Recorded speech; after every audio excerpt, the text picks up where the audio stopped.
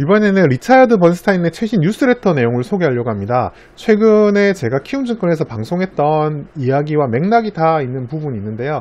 그 rbadvisors.com이라는 사이트에 보면 리차드 번스타인의 최신 뉴스레터를 이제 접하실 수 있어요. 리차드 번스타인은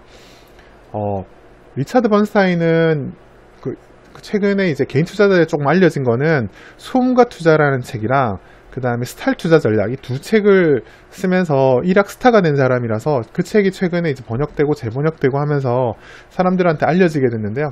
그 부분에 대해서 이제 약간 탑다운에 관련해서 어느 정도 현역으로서 좋은 퍼포먼스와 어느 정도 이렇게 그런 좋은 판단력으로 호평을 받고 있는 분이라서 이분이 이제 한 달에 2번 정도 뉴스레터를 내는데요.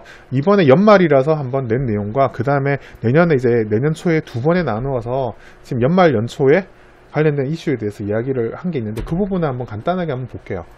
보시면은 이렇게 제가 이것도 URL을 남겨놓으면 나중에 PDF를 다운로드해서 보시면 되긴 한데 근데 문제는 영어로 된 거라서 간단하게 한번 살펴볼게요. 그래서 2018년 12월 거라고 돼 있잖아요.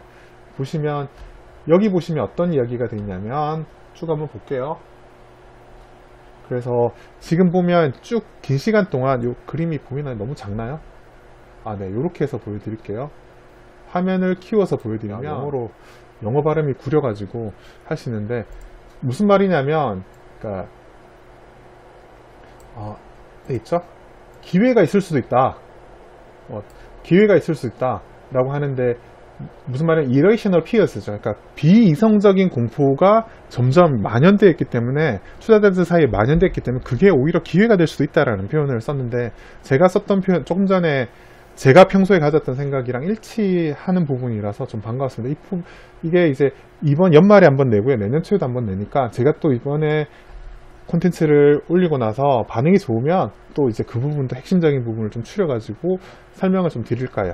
여기 보면 이제 그래프나 그래프 위주로 해석을 보면 되는데 이 부분, 그러니까 리차드 번스타인은 이번 뉴스레터의 핵심적인 부분을 보면 너무 이렇게 두려움에 떨지 마라라는 이야기가 좀 객관적으로 담담하게 표시하는 경우가 많아요. 그래서 1985년부터 2018년까지 추이를 보면 미국에서 이제 자산 배분에서 주식이죠. 이쿼티가 주식인데요. 주식 배분이 보면 60에서 65%인데 금융위기가 끝나고 나서 이게 확 줄었다가 지금 올라오고 있는데 평균치에 못 미친다. 그래서 자산 배분, 주식에 대한 자산 배분이 과한 건 아니다. 이런 개념으로 이야기한 건데요. 이건 이렇게 핵심 개념을 표현하자면 신용잔고 오실레이터랑 좀 비슷하죠. 그러니까 신용잔고가 과하게 많으면 주식을 빚을 내서 과하게 투자하는 성향이 있으니까 경계해야 된다라고 이야기한다면 이제 자산 배분이 주식이 과도하게 많으면 오히려 주식이 과열됐다는 뜻이니까 조심해야 된다라는 맥락으로 이제 이해를 하실 수 있어요. 그런 면에서 아마 접근을 한 것 같은데요. 그렇게 보시면 되고 그리고 비슷한 이야기도 요것도 있고요. 넘어갈게요. 요 그래프는 그래프 위주로 설명드릴게요. 그리고 이제 요 테이블이 있는데요. 여기 보면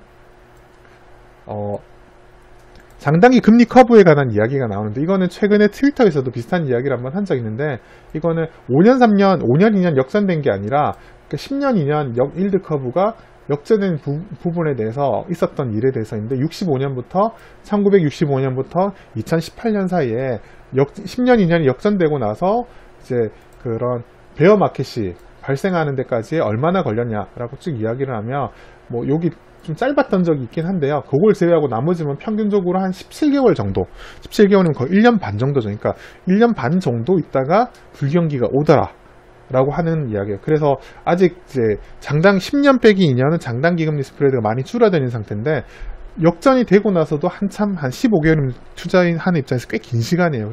그러고 나서 나타나니까 너무 미리 걱정할 필요는 없을 것 같다. 이런 걸 이제 설명하는 개념으로 이해하시면 되고요. 또다시 넘어가면은 이게 EPS 그로스나 이런 추이에 봤을 때 내년 전망치가 좀 감소하는 느낌이 나긴 하겠지만 크게 문제가 불경기 때처럼 이렇게 하는 건 아니니까 미리 경계하지 마라. 이런 이야기죠. 그러니까 전체적인 뉘앙스가 그런데 왜 걱정하냐 이런 이야기가 있고요. 그래서 보면